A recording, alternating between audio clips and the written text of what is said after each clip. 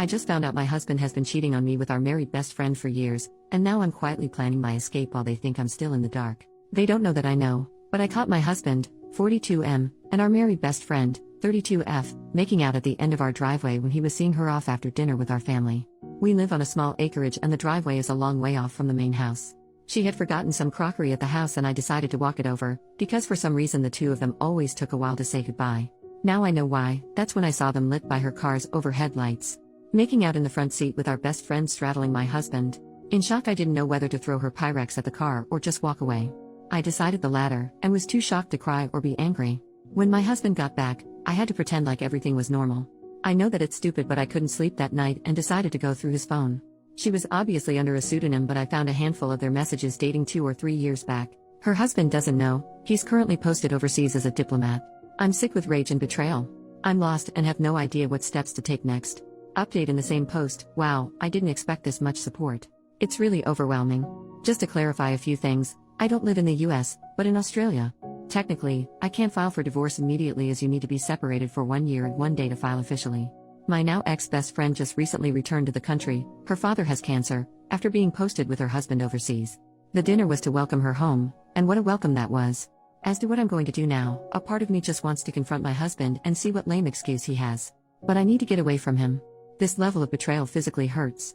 I can't help but think of all the times we spent together over the years and for how long our families were fooled. My mind is going crazy. When she was single and he would rescue her from some bad date, with the times they were alone in my house when the kids and I were out. How irrationally angry he was when he found out she had a boyfriend then chose to marry him. Thinking back on it, the two of them disappeared at her wedding. When I asked him where he was, he said he needed to reassure her that she had done the right thing. I feel so sick thinking of these things. Second update in the same post. Thank you everyone for your concern and advice. As of tomorrow my husband is out of town. I've tried really hard to act normal around my now ex-best friend, but it's proving difficult and I feel sick. I have been telling both of them that I've caught some terrible bug and just not feeling myself. While my husband is out of town for the next few days, my sister-in-law, who is the only other person who knows, my brother's wife, will help me pack important documents and store them somewhere my husband doesn't know about.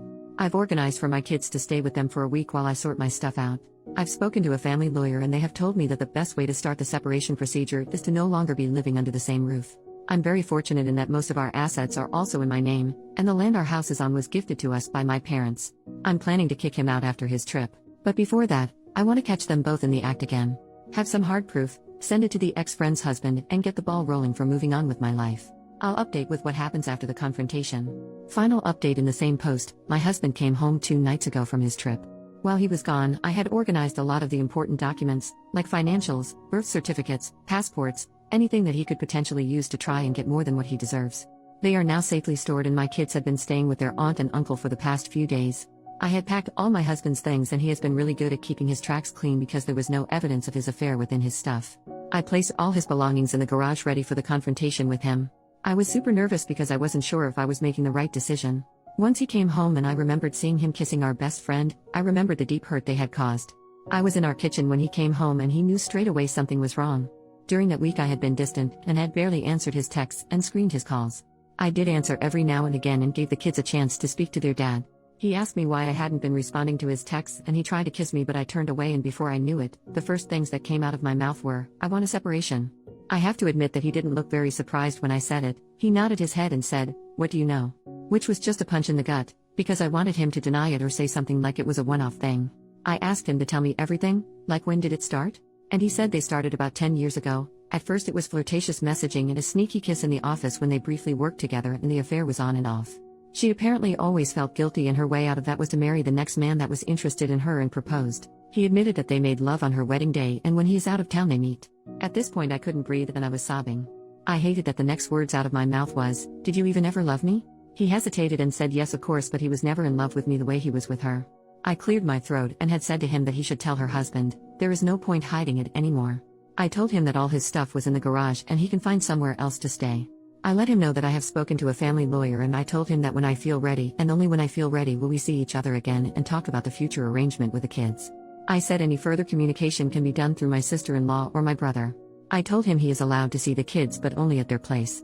I am of course wanting full custody of the children because it hurts too much to give him anything at this point. He agreed to all my points because he knew he was in the wrong.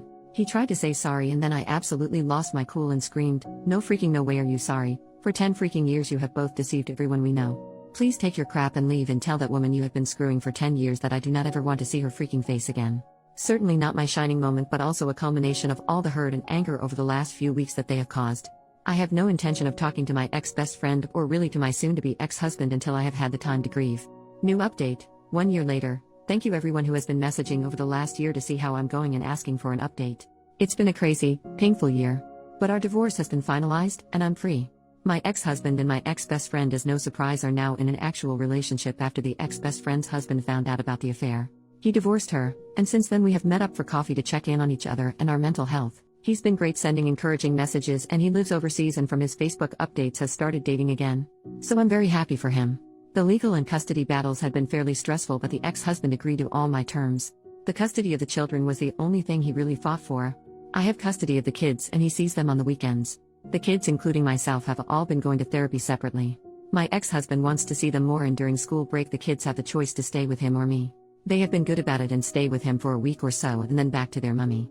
Apart from necessary conversation, I steer away from my ex-husband and the ex-best friend. It still hurts so much and I understand that it will take some time to heal. But I am letting go because I don't want them to have that level of influence over my life. They got their little happy ending, I guess. I decided to sell the property we were living in and move closer to family and friends because, as you know, it takes a village. And I have been extremely grateful for the support I have received over the last year. I'm tearing up just as I'm writing this, knowing that I couldn't go through all of this without my loved ones.